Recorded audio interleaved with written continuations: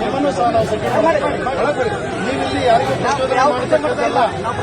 ಒಳಗಡೆ ನೀವು ಹೋಗ್ಬೇಕಾಗಿದೆ ಭಕ್ತರಿಗೆ ತೊಂದರೆ ಮಾಡಕ್ಕೆ ಹೋಗಬೇಡಿ. ದಯಮಾಡಿ ಹೋಗಿ ಪೊಲೀಸರ ಸ್ವಾಮಿ ಹಲ್ಲೆ ಮಾಡಕ್ಕಾಗತ್ತಾ? ನೀವು ಯಾಕೆ ಹಲ್ಲೆ ಮಾಡ್ತಿದ್ರ? ನಮ್ಮ ಭಕ್ತರಿಗೆ ಯಾಕೆ ನೀವು ತೊಂದರೆ ಕೊಡ್ತಾ ಇದ್ರ?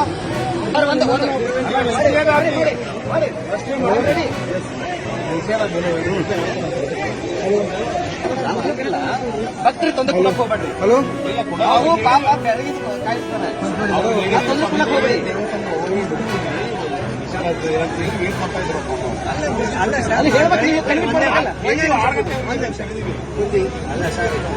ಫೋನ್ ಮಾಡಿದ್ರೆ ನಿಮಗೆ 15 ಬಾರಿ ಮಿನಿಮಮ್ ಫೋನ್ ಮಾಡಿದ್ರಿ. ನೀವೇನ್ ಹೇಳಿದ್ರಿ? ಒಳಗಡೆ ಯಾವುದೇ 1.2 ಸೆಕ್ಷನ್ ಇಲ್ಲ, ಒಳಗಡೆ ಇಲ್ಲ. ಕೊಡ್ರಿ ಒಳಗಡೆ ಹೆಂಗ ಹಾಕ್ತೀರಿ ನೀವು? ಒಳಗಡೆ ಹೆಂಗ ಹಾಕ್ತೀರಿ? ಇಲ್ಲ ಸರ್, ಸಾಧ್ಯನೇ ಇಲ್ಲ.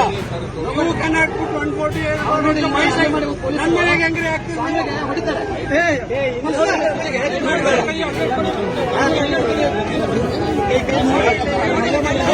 ಯೋಗೇಶ್ ಗೌಡ್ರು ಕೊಲೆ ಪ್ರಕರಣದ ತೀರ್ಪು ಪ್ರಕಟ ಆಗೈತಿ.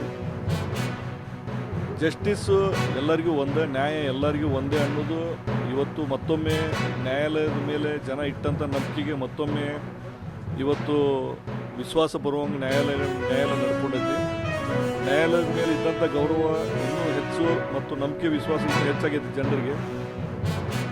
ಈ ಬಂದಂಥ ತೀರ್ಪು ಯುವಕರಿಗೊಂದು ಮಾದರಿ. ಅಂದರೆ ಯಾರ್ದೋ ರಾಜಕಾರಣಿಗಳ ಮಾತು ಕೇಳಿಕೊಂಡು ಯಾವುದ್ಯಾವುದೋ ಕೇಸ್ಗಳನ್ನು ಮಾಡಿದರೆ ಯಾರೂ ಬರೋಂಗಿಲ್ಲ, ನಿಮ್ಮ ಕುಟುಂಬಗಳು ಸಫರ್ ಆಗ್ತಾವೆ. ಅದಕ್ಕೆ ಯಾವುದೋ ರಾಜಕಾರಣಿಗಳ ಮಾತು ಕೇಳಿಕೊಂಡು ದೊಡ್ಡ ದೊಡ್ಡ ಪ್ರಕರಣ ಆಗಲಿ, ಸಣ್ಣ ಪ್ರಕರಣದಾಗಲಿ, ಇಂಥ ಪ್ರಕರಣದಾಗ ಭಾಗಿಯಾಗಕ್ಕೆ ಹೋಗ್ಬೇಡಿ ಅಂತ ಮಾಧ್ಯಮದ ಮೂಲಕ ಹೇಳ್ತೀನಿ. ಮತ್ತು ಮಾಧ್ಯಮದ ಮೂಲಕ ಮುಖ್ಯವಾದಂಥ ವಿನಂತಿ ಏನಂದರೆ, ನನಗೆ ನನ್ನ ಕುಟುಂಬಕ್ಕೆ ಈಗಲೂ ಜೀವ ಬೆದರಿಕೆ ಐತಿ. ಇನ್ನು ಮುಂದಿನ ದಿನದೊಳಗೆ ಅದು ಇನ್ನೂ ಹೆಚ್ಚಾಗುವಂಥ ಒಂದು ಸ್ಥಿತಿ ಇದ್ದು ದಯಮಾಡಿ ತಾವು ಮಾಧ್ಯಮದ ಮಿತ್ರರು ಇದನ್ನು ಸರ್ಕಾರ ಗಮನಕ್ಕೆ ತಂದು ನನಗೆ ನಮ್ಮ ಕುಟುಂಬಕ್ಕೆ ಇನ್ನೂ ಹೆಚ್ಚಿನ ಭದ್ರತೆ ಕೊಡಿಸ್ಬೇಕಂತ ನಾವು ವಿನಂತಿ ಮಾಡ್ತೀವಿ.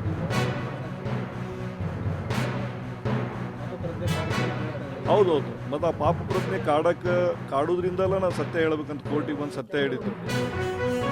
ನಾನು ಕೋರ್ಟಿಗೆ ಬಂದು ಸತ್ಯ ಹೇಳಿದ್ದು ಅದಕ್ಕೋಸ್ಕರ ನಮ್ಮ ಜೀವಕ್ಕೆ ಏನಕ್ಕೆ ಆಗಲಿ, ಬಟ್ ಬೇರೆಯವ್ರ ಜೀವನ ನಮ್ಮ ಥರ ಹಾಳಾಗಬಾರ್ದು ಅಂತ ತಿಳ್ಕೊಂಡು ನಾನು ಆ ನಿರ್ಧಾರ ತೊಗೊಂಡಿದ್ದೆ. ಹೌದೌದು. ಅಂದ್ರೆ ನಾವಿಂಥ ಪ್ರಕರಣದಾಗ ಭಾಗಿಯಾಗಿ ಒಂದು ಗೊತ್ತಾದ ಮೇಲೆ ನಿಮ್ಮ ಸಹಾಯ ನಮಗೆ ಬೇಡಪ್ಪ, ನಮ್ಮ ಯಜಮಾನರ ಪೆನ್ಷನ್ ನಮಗೆ ಬರ್ತೈತಿ, ನಾವು ಜೀವನ ಮಾಡ್ತೀವಿ ಅಂತ ತಿಳ್ಕೊಂಡು ಅವರು ಗಟ್ಟಿಯಾದ ನಿರ್ಧಾರ ತೊಗೊಂಡ್ರು. ಅಂದರೆ ಇವೆಲ್ಲ ನಡೀತಾವೆ ಕುಟುಂಬದೊಳಗಡೆ. ನಮ್ಮಂಥ ಒಳ್ಳೆ ಹೋರಾಟ ಜೀವನ ಸಂಘಟನೆ ಬದುಕು ಮಾಡ್ಕೊಂಡು ಹೋಗುವಂಥವ್ರು ದಾರಿ ತಪ್ಪದಾಗ ಕುಟುಂಬನೂ ಸಹಿತ ನಮ್ಮನ್ನು ದೂರ ಇಡ್ತದೆ ಅಂತ ನಾನು ಹೇಳಕ್ಕೆ.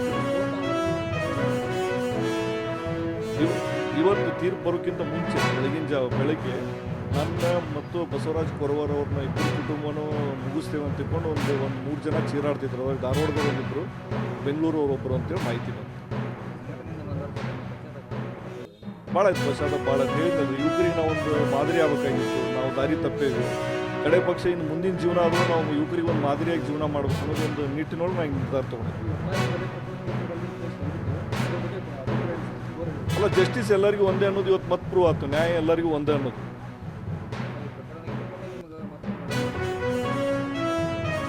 ಹೌದು, ಅವೆಲ್ಲ ತನಿಖೆ ಒಳಗೆ ಬಹಿರಂಗಗೊಂಡು ನಾವು ಇವತ್ತು ಹೇಳಕ್ಕೆ ಬರೋಂಗಿಲ್ಲ. ಅವೆಲ್ಲ ತನಿಖೆ ಒಳಗೆ ಬಂದವು.